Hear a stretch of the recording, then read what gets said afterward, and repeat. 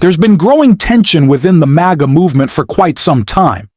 It really began when questions started to surface around Donald Trump's past controversies, and some Republicans were forced to confront how far they were willing to go in defending him. Eventually, a few began to realize there were limits. One of those figures is Marjorie Taylor Greene, who has recently launched a full-scale criticism campaign against Trump, a move that's caught many by surprise. Now, with reports of a leaked call making the situation even more chaotic, things are escalating quickly. We're going to break down everything that's happening, how it's affecting Trump's influence, and why it could reshape the movement entirely. But first, if you enjoy independent political coverage, don't forget to like this video and subscribe. It really helps the channel grow. Before diving deeper into the brewing MAGA rift and that leaked call driving much of the drama, let's start with some key context from Representative Jasmine Crockett, who recently weighed in on Marjorie Taylor Greene's role in the ongoing government funding fight and her public criticism of Trump. Necessarily, and I just talked to one of my Republican colleagues about 30 minutes ago because I was trying to find out if we were actually going to go back into session next week as my staff is trying to plan what's going on. But I can tell you, we actually discussed that Marjorie was flipping on this because it seems like everything that is important, this child ain't read the bill and has no idea of what's going on. I don't understand why Georgia keeps sending her to D.C., but this is not the first time that she wasn't quite clear on what damage it was that her party was ushering in. But listen, I will take her seeing the light at any point in time. And so, yeah, it's sad that she can only see the light when it directly impacts her because she is elected to represent almost 1 million people. And so not listening to your constituents as they're calling and they're talking about their struggles, but then making it about your children, your adult children, because their premiums are going to go up.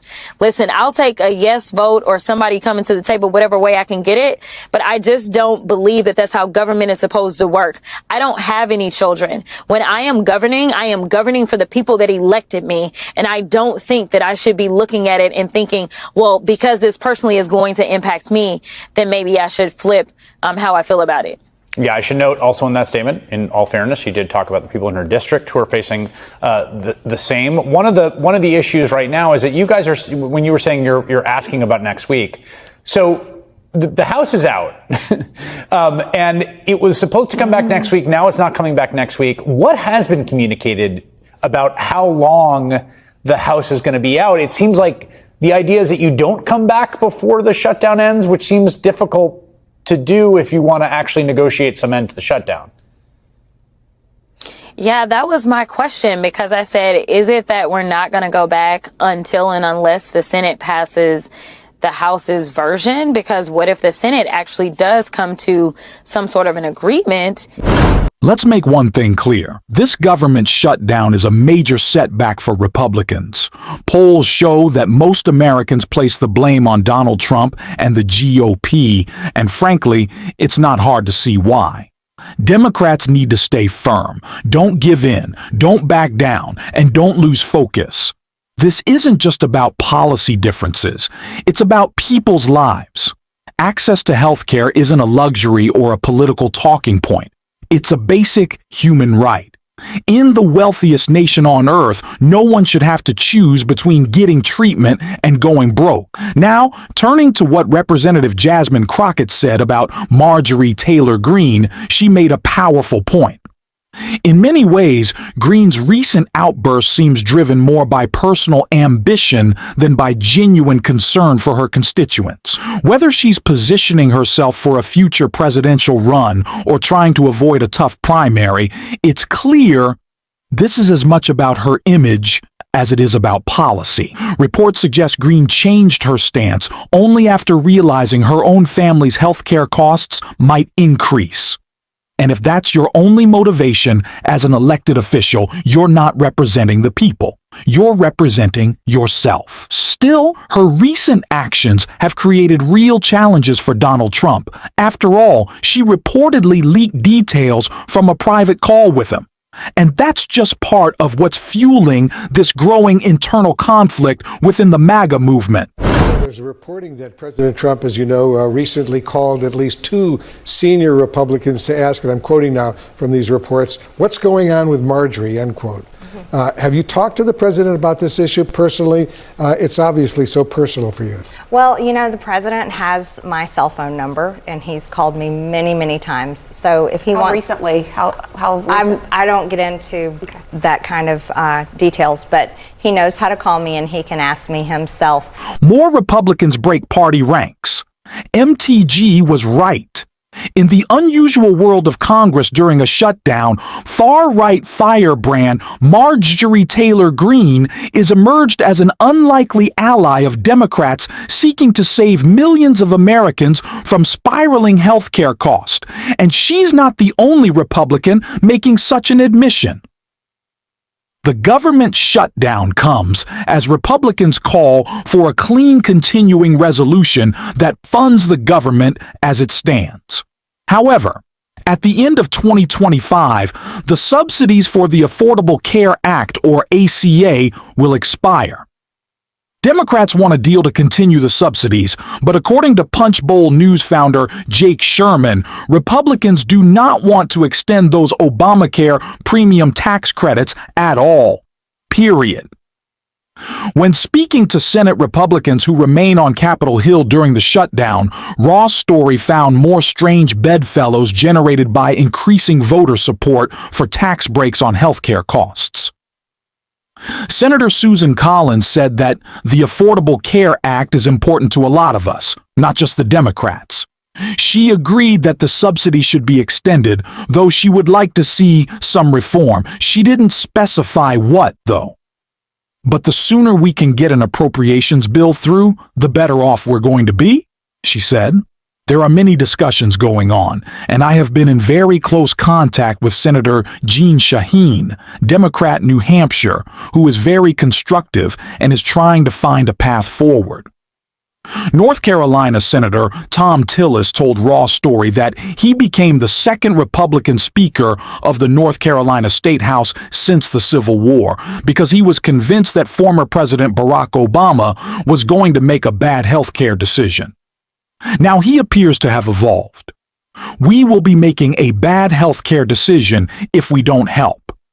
All we're really trying to do is reduce the waste and abuse, he told Raw Story, noting that it should be a tax cut that NYX's high-income wage earners. I do think there should be skin in the game for people that have means. Ultimately, he confessed that Marjorie Taylor Greene is right and noted that only a handful of members want to see the subsidies expire. That isn't what reporters are hearing on the House side, however. More and more Republicans are beginning to realize the political cost of cutting health care for millions of Americans. I only wish that realization came from genuine concern for the people whose insurance premiums are skyrocketing, in some cases doubling or even tripling, while families struggle to keep up. It's frustrating that the United States spends more on healthcare than almost any other country, yet so many people still can't afford basic medical care. That's because our system isn't truly a healthcare system. It's become a profit-driven industry focused more on treatment costs than on people's well-being. It's been broken for a long time, but we don't need lawmakers making it worse. Some politicians argue that the system needs to be fixed, but too often what they mean is dismantling it further, creating even more frustration and using that as a reason to turn people away from solutions like expanding access to affordable care. Meanwhile, Donald Trump is in a politically vulnerable position.